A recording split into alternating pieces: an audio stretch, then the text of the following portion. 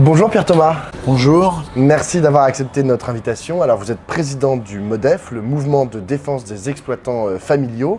Demain aura lieu une grande manifestation contre l'agribashing avec, ils attendent près de 1000 tracteurs qui devraient converger avenue Foch à Paris. C'est organisé principalement par les organisations majoritaires que sont la FNSEA, la Fédération nationale des syndicats d'exploitation agricole et les JA, les jeunes agriculteurs. Vous, le MODEF, vous appelez à y participer ? Alors le MODEF n'appelle pas à manifester dans ce genre d'opération parce qu'il nous semble que au niveau agricole, il faut pas que se mette en marge de la société. Il y a un certain nombre de problèmes de société qu'il faut régler. Certes, il y a un certain nombre de lobbies dont on pourrait peut-être voir aussi quelle est véritablement l'origine, qui veulent casser un peu du paysan en ce moment. Mais je ne pense pas que ce soit en répondant par des manifestations qu'on réglera ce problème-là, mais plutôt par une écoute des attentes de la société. Alors, on sait que la profession d'agriculteur en ce moment est particulièrement difficile. Les chiffres, notamment des suicides dans la profession, font froid dans le dos. On parle de 2 suicides par jour en moyenne. Qu'est-ce qui empêche un agriculteur de faire son travail correctement aujourd'hui ? Alors aujourd'hui, les agriculteurs sont la seule profession qui produisent et qui ne sont pas maîtres de leur prix de vente. C'est-à-dire qu'aujourd'hui, on est complètement dépendant du marché et du marché international. Donc, on produit souvent, enfin les agriculteurs produisent très souvent à perte. En plus, nous avons des conditions, on travaille avec la météo, on travaille avec donc des conditions climatiques qui sont changeantes, qui sont avec un certain nombre d'aléas, donc qui peuvent amener des pertes, donc des situations financières souvent extrêmement tendues. Alors, vous parlez justement des prix de vente que les agriculteurs ne maîtrisent pas. Pourtant, il y a un an, enfin un peu plus d'1 an, il y a une loi qui a été votée, la loi alimentation, qui a été votée en octobre 2018, qui était censée permettre de mieux prendre en compte justement ces coûts de production. Nous étions d'accord pour qu'on ait une loi pour pouvoir mieux prendre en compte ces coûts de production.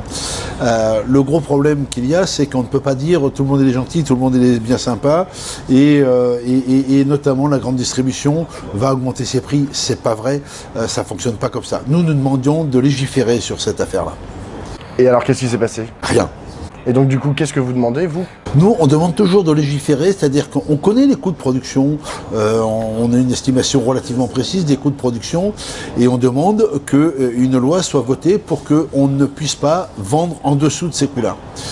En dessous de ces prix-là. Donc ça, c'est quelque chose d'important. Les marges de la grande distribution sont souvent importantes. C'est aussi des produits d'appel pour les consommateurs. Donc il nous faut qu'on travaille différemment sur ce côté-là. Alors, où est-ce que ça bloque ? C'est au niveau du ministère, au niveau des députés ? Je pense que c'est le gouvernement qui avait décidé, c'est Macron, lors de sa campagne électorale, qui avait dit voilà, on va faire quelque chose.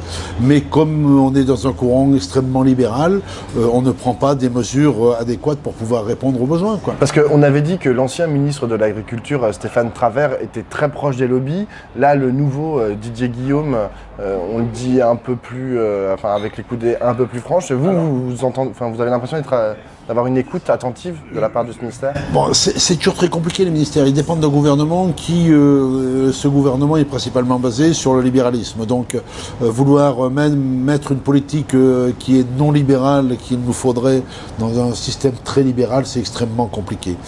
Ceci dit, le ministre Didier Guillaume défend à chaque fois et dit, voilà, c'est vrai qu'il nous dit devant, y compris devant la grande distribution, qu'il faut qu'il fasse des gros efforts parce que le compte n'y est pas.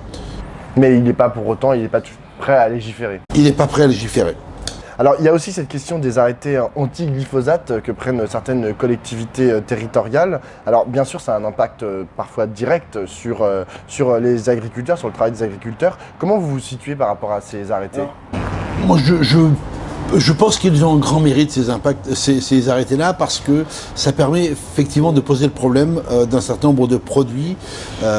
Par contre, la solution d'interdire à 5 mètres, 15 mètres, 20 mètres n'est pas la solution. Aujourd'hui, il faut une véritable révolution dans la production agricole pour faire en sorte que, à terme et le plus rapidement possible, on puisse se passer d'un certain nombre de produits qui sont effectivement, quand ils sont mal employés ou à des doses, où la multiplicité de produits fait que peuvent être des produits dangereux. Donc vous plaidez un peu pour un 100% bio?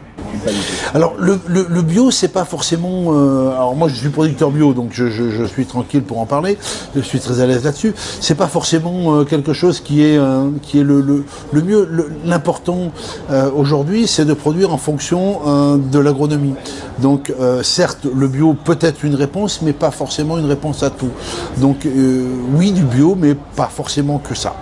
Alors la France a un rapport assez spécial avec ses agriculteurs. À la fois on a l'impression que les Français sont amoureux de leurs agriculteurs et en même temps a une relation assez distante. Est-ce que vous pensez que la France a encore besoin de ses agriculteurs, voire a encore besoin de ses paysans? Alors la France a besoin de ses agriculteurs, la France a besoin de ses paysans. Toute société a besoin d'agriculteurs, a besoin de paysans. Donc ça, c'est extrêmement important. Ce sont les agriculteurs qui nourrissent quand même la population. Donc ce rapport-là doit continuer d'exister d'une manière extrêmement forte. On a besoin des paysans dans ce pays. On a besoin de paysans qui vivent aussi bien, avec des gens qui vivent aussi bien avec une nourriture saine et en abondance. Alors j'ai une dernière question, Pierre Thomas. Jeudi 5 décembre prochain, il y a une grande mobilisation, une grande grève pour dire non au projet de Macron pour la France, notamment sur la question des retraites. Vous y serez? Vous invitez les agriculteurs à y participer? Nous serons à cette manifestation. Nous appelons les agriculteurs à manifester parce que les agriculteurs ont l'une des retraites les plus faibles. Or, nous considérons que toute personne qui a une carrière complète ne devrait pas avoir une retraite en dessous de 1 200 €, agriculteur y compris. Il n'est pas normal que quelqu'un qui ait travaillé toute sa vie soit en dessous ou aux alentours du seuil de pauvreté. C'est inadmissible dans un pays comme la France, qui est quand même l'un des grands pays riches de ce monde. Merci beaucoup Pierre Thomas. Voilà, merci.